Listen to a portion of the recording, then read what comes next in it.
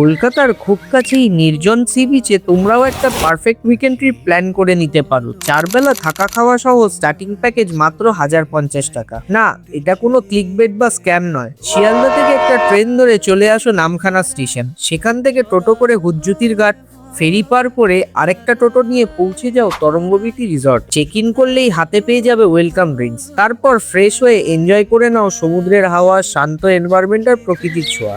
দুপুরে থাকছে দারুণ বাঙালি খাবার দাবার, পাবদা, চিংড়ি সহ আরো অনেক কিছু। বিকেলে পেয়ে যাবে চা আর স্ন্যাক্স, চাইলে এক্সট্রা 500 অ্যাড করে নিয়ে নিতে পারো লাইভ বারবিকিউ এক্সপিরিয়েন্স। আর ডিনারে থাকছে ফ্রাইড রাইস, চিলি চিকেন বা রুটির অপশনস।